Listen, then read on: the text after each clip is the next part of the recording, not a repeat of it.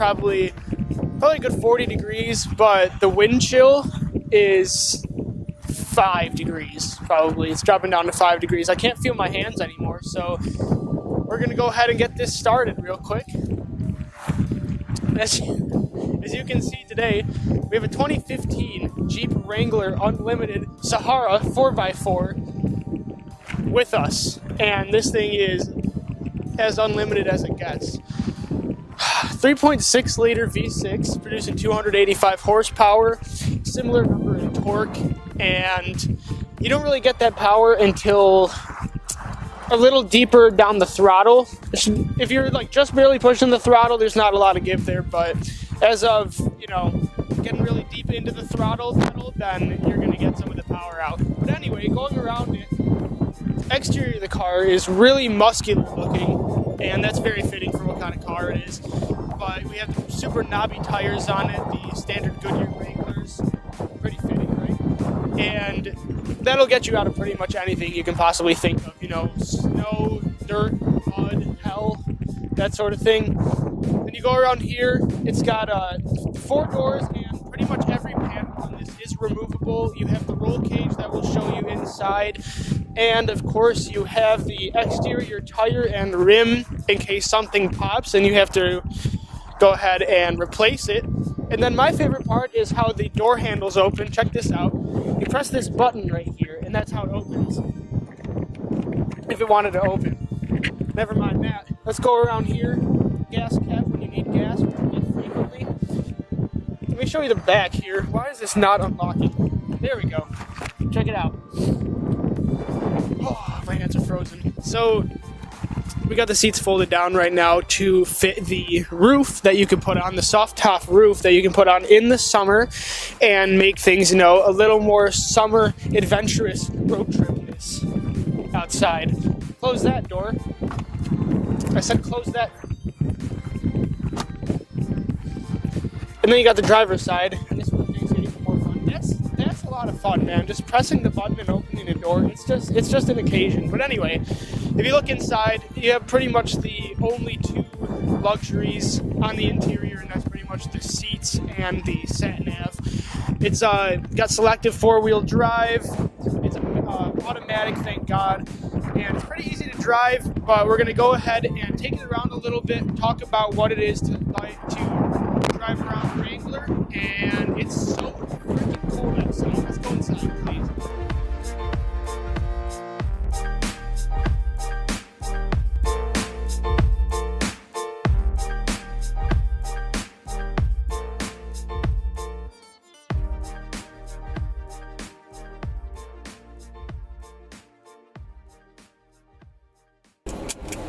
Okay. You going?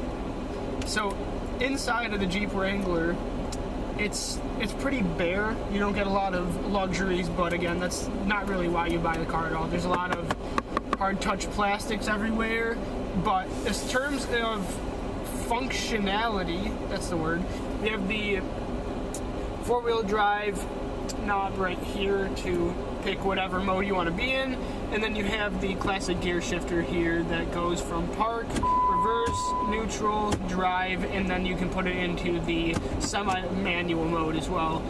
And then you have the air conditioning, again, really basic stuff in here. You have the seat heaters for each side, 2 levels. You can turn on the electrical outlet, the hazards, the downhill grade, the traction control off, and then you have, I'm pretty sure that's Celsius for the climate control gauge that is kind of flimsy, but then you got the directions, and you have your actual knob for the fan, and that's pretty much it. But other than that, around the interior, this whole roof is removable. Going all the way to the back as well, that's all removable. Pretty much the upper casing of the car is removable. There's the roll cage here to keep you safe in case you do roll over and almost die. And you also have the soft top roof for if you want to go mudding or going on the sand dunes or something like that in the summer.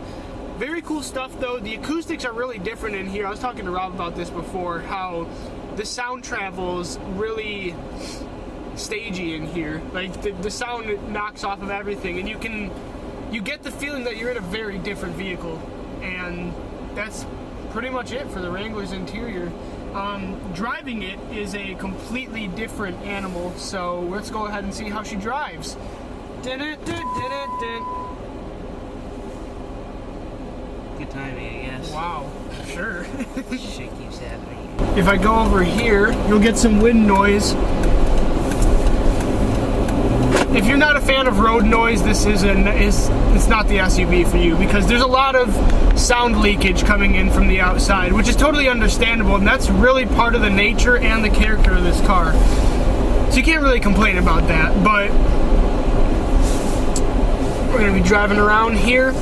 One of the first things that you'll notice in the Jeep Wrangler is how lifeless the steering is, and this is pretty much immediately apparent. I have no idea where or what the front axles are doing. I mean, the wheels, I don't even know where they are. I have no feeling of them whatsoever, and it is totally, totally numb. But as you can see, like, if I do this, the car does literally nothing.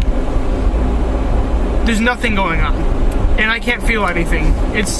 My hands feel like they've been numbed on this steering wheel, and it's not, it's the steering itself.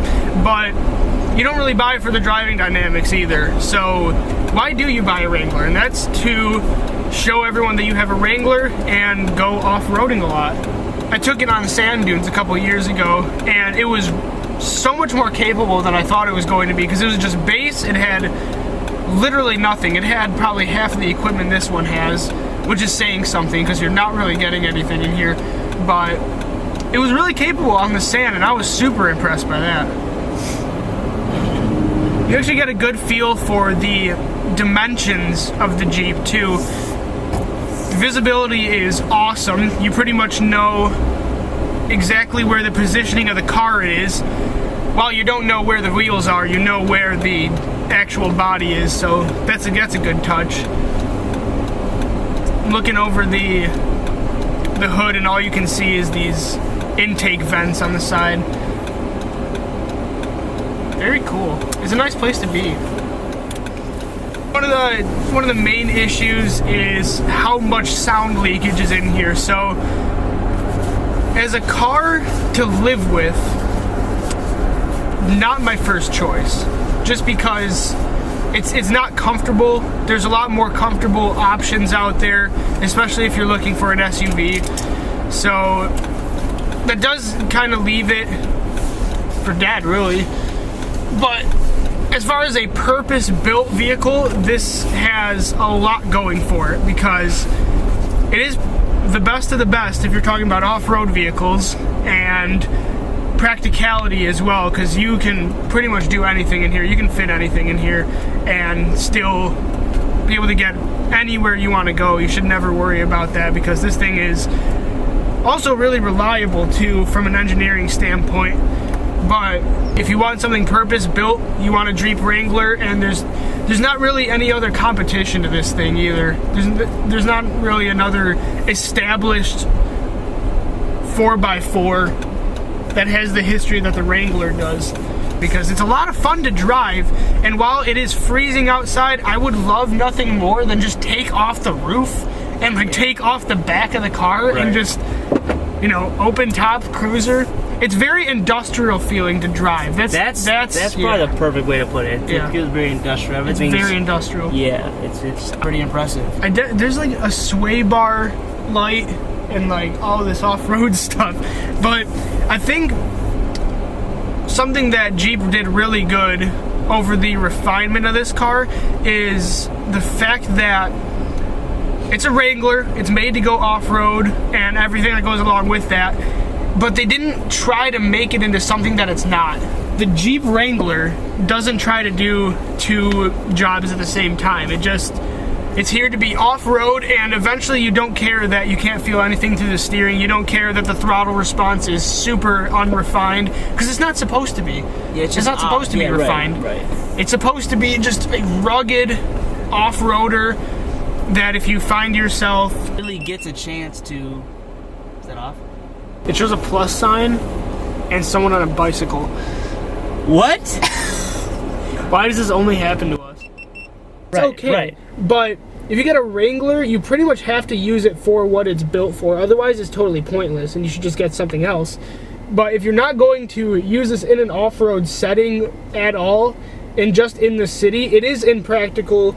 It is uncomfortable when you're riding on, you know, slightly rough terrain.